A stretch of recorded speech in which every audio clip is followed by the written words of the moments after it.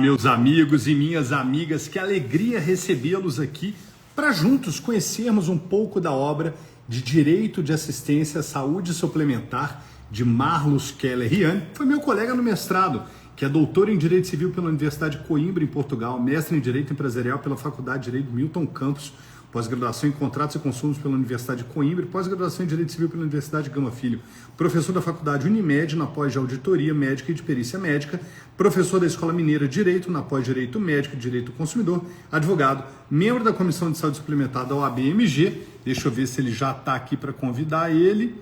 Espera aí, vamos ver por aqui. Ainda não, deixa eu falar com ele aqui no WhatsApp, que eu já estou ao vivo. Cadê ele? Cadê ele? Porque muito temos a saber desse tema, muito interessante. Opa, já ao vivo. Beleza. Eu já vou pegar aqui o cupom de desconto dele, porque ele tem. Já vou fixar aqui o Marlos 20 para vocês. Marlos 20. Então, indo lá no site da Foco, coloca o cupom do Marlos. Deixa eu fixar ele aqui. Beleza. E aí, o que nós vamos, por que viemos tratar dessa obra? Bom, eu estive estudando a temática, hoje em dia fica um pouco mais fácil, né? E eu sempre faço uma pergunta para a inteligência artificial. Por que eu deveria comprar essa obra? Aí, ele entrou, Marlos está aqui conosco. Mas por que eu deveria comprar essa obra? E ela me respondeu assim: Direito de Assistência à Saúde Suplementar é um manual completo, pensado para quem precisa entender com profundidade a aplicação prática, o conflito diário entre o direito à saúde e os limites econômicos dos planos e seguros de saúde. Então, eu quero convidar o nosso autor aqui para que eles nos diga o que é esse direito. Vamos lá, Marlos, seja bem-vindo, prazer te reencontrar. Deixa você entrar aí, meu amigo, agora virou a tela, tem a nossa setinha para cima e para baixo. Aê, caro amigo, bom dia! Bom dia, Léo. Muito obrigado aí pelo convite, editora Foco, aí pela oportunidade.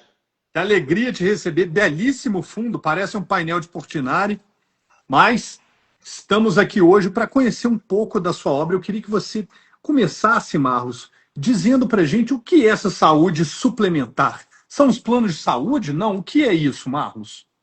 Então, a ideia de trazer o livro porque hoje, né, se fala muito do direito à saúde. Então, para mim, o direito à saúde ele é amplo demais. Perfeito. Nós restringimos, então, da assistência à saúde. E não só assistência à saúde sendo pública ou suplementar. Então, meu contexto ele foi afunilando de saúde, da assistência, então é aquele ato de praticar a medicina, né, os atos ali dos profissionais de saúde na prática para com o consumidor, dentro dessa saúde suplementar, que é uma relação de consumo, entendeu, Léo? Então, eu quis restringir o nosso campo de atuação, porque hoje nós temos aí mais de 700 mil ações pendentes de decisões judiciais no âmbito da saúde, seja ela pública ou privada. Entendi. E, Marlos, você trata essa questão do direito à saúde como um direito duplamente fundamental, né? Isso traz um peso para a obra, uma necessidade que não só leitores advogados, mas que leitores leigos conheçam o conteúdo que você traz aqui em Direito de Assistência à Saúde Suplementar. Por que duplamente fundamental? O que você quis englobar nesse conceito? Nós temos na Constituição que o direito à saúde, sendo um direito social, ele já é fundamental, né? E quando temos também nessa relação de consumo suplementar, o consumidor, ele também é um direito fundamental. Por isso, duplamente. E o consumidor, quando ele está na necessidade de se submeter a tratamentos, né, clínicos, médicos, mesmo odontológicos, ele tem uma dupla aí que eu falo também, fragilidade, que a gente vai para a vulnerabilidade, ou como alguns autores falam, da hipervulnerabilidade. Então, fica-se aí que a gente tem que sempre pensar o direito em não deixar que o direito à saúde seja fundamental, o direito do consumidor seja contemplado, mas não deixar também de ter o quê? Um equilíbrio. Porque o que eu falo, Léo? A saúde ela não tem preço, mas ela tem custo. né? Então, o direito de saúde suplementar, ele tem seu custo. Então, nós não estamos falando aqui de um direito absoluto. A obra, ela vem trazer aqui nuances que trazem realmente uma, que eu chamo de delimitação positiva, né? Que é aquelas obrigações reais que os planos de saúde devem cobrir, e as delimitações negativas. Aquilo que ele não se obrigou, como se faz num seguro. Então, mesmo o seguro de vida, em algumas situações, o seguro de saúde ou plano de assistência à saúde, ele também tem que ter. E nós temos aí na legislação a possibilidade de inserir nesses contratos essas delimitações negativas que estão não obrigações previstas para a cobertura assistencial. Nossa, é um desafio enorme porque essa inserção nesse tipo de contrato é praticamente uma cruzada no deserto, né? Imagina a dificuldade de discussão e de inserção de cláusulas protetivas como essa. E Léo, só para te dar um contexto que é muito importante, que o judiciário muitas vezes não se atém a isso, que é o seguinte: essa cláusula contratual, Léo, ela está prevista no contrato entre a operadora e o consumidor por força obrigatória do agente regulador, do Estado regulador. Então, o Estado juiz, ele muitas das vezes não declara como abusiva uma cláusula que eu, enquanto, né, no caso, a operadora, é obrigada a colocar. Se ela não coloca, ela recebe multa. Se ela deixa de colocar, se ela não coloca, vem o judiciário e fala que ela é abusiva. Então, assim, é neste contexto que eu trago no livro, aonde que deve se buscar a harmonização dos conflitos de entendimento entre próprio poder estatal, seja ele o Estado juiz ou o Estado regulador. Também é uma proposta que eu trago inovadora neste livro. Nossa, muito bacana. Ô Marlos, e você traz problemas concretos no livro, né? Judicialização em massa, como você disse, decisões do STF, do STJ, a questão da Lei 14.454. Estou puxando uma cola aqui para não falar besteira, né? Porque são temas muito específicos. Mas quais são, na sua opinião, os erros de interpretação mais comuns nessas ações contra os planos de saúde? Então, Léo, no meu desenvolvimento, né, dessa tese de doutoramento, mas eu trouxe a parte bem prática aqui para o direito brasileiro, né, eu vejo que ao longo do tempo, o STJ, principalmente, e na jurisprudência em tese, que é um informativo, mesmo não sendo vinculativo, igual os enunciados, né, as súmulas, né, quer dizer, eles acabam sendo a referência lá do juiz de primeiro grau. E quando você vai destrinchar esses julgados que serviram de base para esses enunciados do jurisprudência em tese, você vai ver que a jurisprudência ela foi calcada e feita, embasada em decisões de planos antigos. E olha a curiosidade, Léo, é uma curiosidade, mas que vale a pena, tá?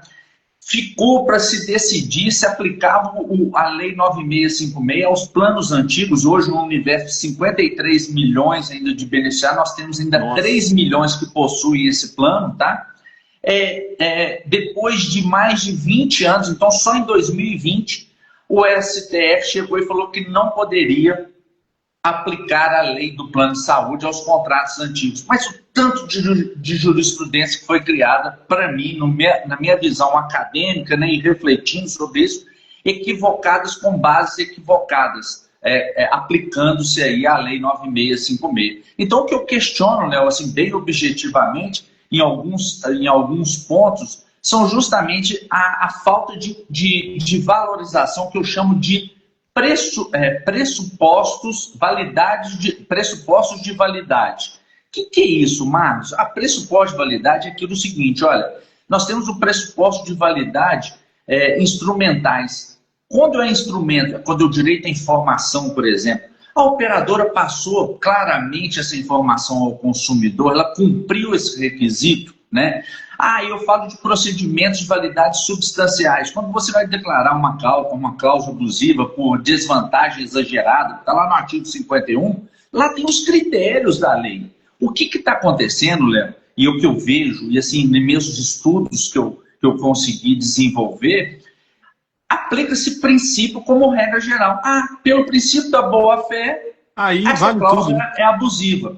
Isso que eu venho debatendo nesse livro. Não, você tem que preencher os pressupostos obrigatórios que a lei assim determina. Porque senão é o que eu chamo de pressupostos de validade criados. Eles vão ser criados pelo legislador. Não tem problema a norma dever, quando ela é substanciada em princípios ou conceitos jurídicos indeterminados, cabe sim ao julgador fazer a regra de julgamento, a norma dever, como já ensinava lá os professores nessa época. Mas você tem que ter critérios objetivos de valorização dessas normas. Então, são essas coisas que eu venho discutindo nessa obra para um alerta do que a gente não pode ficar em preconceitos. A gente tem que trabalhar com o direito posto, que é o direito que está aí. Maravilha. Nossa, que tema interessante e importante para muitos advogados no Brasil, né? São quantos milhões, Marlos, de assistidos? O sistema absorve mais de 53 milhões de usuários, né, que estão aptos a ter a assistência à saúde suplementar. E eu falo isso, Léo, e só voltando aqui no pressuposto, só porque eu lembrei aqui, a base foi normas da União Europeia. Quando você pega o código alemão, quando você pega outras normas, ela traz ali quais são os critérios objetivos de valorização, né, para se decretar uma cláusula abusiva ou para não conceder determinado direito subjetivo fundamental, que é a saúde. Então, assim, são esses critérios que a gente foi buscar no direito, né, alienígena, no direito estrangeiro, e pegar como base essa doutrina e tentar aplicar aqui no Brasil também, com base na legislação que a gente possui. Você entrou no terceiro ponto do nosso papo aqui, que é justamente isso. Você fez uma sistematização da jurisprudência do STJ, fez uma comparação com o direito aplicado na União Europeia e traz para a gente, tais como esse exemplo que você deu do direito alemão, algumas lições práticas que podem ser muito úteis para advogados, magistrados. Quais poderiam ser, assim, as duas outras grandes lições, Marlos, desse seu estudo? Então, o que a gente busca, né, é contextualizar que o direito subjetivo à saúde, seja ela pública também, eu entro nesse critério, né, ou seja, do suplementar, ele não é absoluto, né? Então nós não temos direito a tudo. Quando eu faço ali no livro, até da saúde pública, uma reflexão sobre a releitura do artigo 196 da Constituição, porque nós ficamos naquilo que a saúde é direito de todos e dever do Estado, mas nunca observamos a vírgula, né? E a saúde é muito mais amplo, né, do que isso. Por isso que a gente restringe e fala da assistência à saúde. Então, o que eu quero e busco aqui é desenvolver um trabalho que agora, com a decisão do STF, deixou isso até mais claro, que é a base das decisões dos tribunais, principalmente do STJ, é o que eu chamo e que eu critico do absolutismo da prescrição médica. Acredita-se em um único ato de um médico que prescreveu porque ele que assiste o paciente, ele que assiste o consumidor, é ele que sabe as melhores necessidades. Não é isso. Nós temos medicina baseada em evidências, nós temos estudos específicos. Então, acho que a decisão do STF veio aclarar para a gente que nós temos que ter um zelo de eficácia. Eu bato muito disso hoje. O direito fundamental à saúde, e seja ele do consumidor, eles têm que estar baseado, para não ferir esses dois direitos fundamentais, a eficácia. Então, eu tenho que evidenciar, com estudos técnicos científicos, a literatura médica científica, que aquela prescrição, e eu sou um crítico, Léo, desculpa aqui, já aproveitando essa oportunidade, eu falo isso muito no livro, é o off-label. O off-label, para mim, é uma das grandes discussões ainda que esse país não pegou e está atuando, né? O STJ, infelizmente, concede muita decisão do off-label. E o off-label, para mim, é justamente falta de eficácia. São fabricantes que acabam deturpando as vias corretas junto à Anvisa para registro de medicamentos e acabam prescrevendo para a mesma patologia, só que para uma outra função, não aquela desenvolvida, não aquela com a permissão da Anvisa. Então são esses fatos aí, Léo, que eu acho que são importantes. Eu acho que a obra aí, ela veio para realmente dar uma sacudida aí no setor, trazer questões que eu advogo já há mais de 20 anos nessa área, né? Sou professor de Direito do Consumidor, então tenho a base do Direito do Consumidor, depois me especializei na relação de consumo já na saúde suplementar, então aí uma avalanche de situações que a gente tem. Maravilha. O Marlos, seu livro muito bem escrito, que pode ser comprado lá no site da Foco com o cupom Marlos20, ele traz 6 capítulos, sendo o primeiro a introdução, e aí eu vou falando aqui brevemente desses capítulos, e você, se achar necessário, fala, Léo, peraí, tem um ponto aí que eu acho que é importante destacar, fique à vontade, para que o nosso leitor, além de te ouvir e além de baixar a degustação gratuita no site da Foco, possa comprar o livro despreocupado sobre o que encontra lá. Então, vamos lá. Capítulo 1, introdução. Capítulo 2, enquadramento jurídico da obrigação de assistência à saúde. O capítulo 3, identificação do problema e consequências práticas. Isso aí, Léo, deixa eu só... esse é um dos pontos. É você identificar o problema, identificar o assunto, e dentro desse assunto você trazer para a advocacia, né, para a magistratura, para o próprio Ministério Público, que tem coisas que você tem que ter um olhar diferenciado para você, na prática, aplicar realmente. Então, acho que assim, é um capítulo importante para a gente do nosso dia a dia forense. Magnífico. O capítulo 4 continua com contrato de adesão de consumo na assistência à saúde, talvez um dos pontos que tenham sido mais debatidos na década passada. O 5º, pressuposto de validade procedimentais substanciais e instrumentais da cláusula delimitadora da prestação. Esse é o meu ponto assim, chave, que eu queria que todo magistrado desse uma lidinha, principalmente do STJ. Já mandei alguns exemplares para alguns ministros lá, no intuito de fomentar essa discussão, essa reflexão. Agora, não sou um dono da verdade, mas o que a gente estuda, o que a gente se propõe, quem sabe a gente pode levar algumas reflexões que sejam interessantes aí para...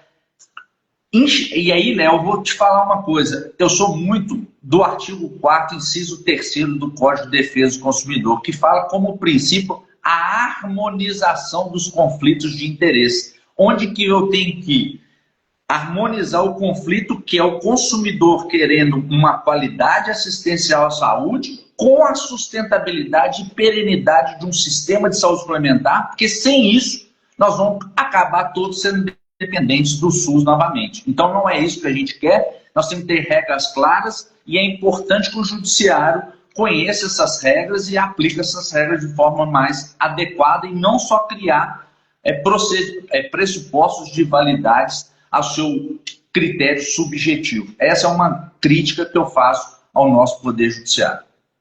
Maravilha. E para a gente fechar, pressuposto de validade no direito da União Europeia e no direito português. Essa aí, como eu te disse, repito aqui aos ouvintes, é mais uma base por que eu busquei isso e entendi que os pressupostos de validade eles são necessários serem aplicados para uma coerência jurídica. Magnífico. Amigo, estou muito feliz de te reencontrar, feliz de ver que a obra foi muito bem produzida, que a editora Foco foi escolhida para dar luz a esse trabalho magnífico que você fez. Desejo muito sucesso ao livro, que venham outras edições com novas decisões já fruto da interpretação da leitura do seu artigo 5º e que a gente possa se reencontrar aqui novamente. Mas as palavras finais são suas. Eu que agradeço demais, editora Foco, e ao meu ilustre colega que nós reencontramos lá da época de Milton Campos, em Belo Horizonte, né? mas é um prazer e uma felicidade e uma honra realmente ter esse livro publicado pela Editora Foco e ter essa oportunidade de disseminar um pouco dos nossos conhecimentos ao longo da vida e reflexões com base no direito de assistência à saúde suplementar. Valeu demais, muito obrigado mesmo, viu, querido, pela oportunidade. Obrigado, Marlos, foi um prazer. Só alegria, como sempre. Só alegria, só alegria. Lembra lá. Um abraço. Um abraço. Obrigado. Obrigado. A todos que nos acompanharam ao vivo, em reprise, pela página do produto, não interessa. O que importa é que você buscou conteúdo de qualidade e encontrou aqui na Editora Foco. Então, meus amigos e minhas amigas, fiquem com Deus e até o próximo encontro. Vamos prosperar junto. Um abraço!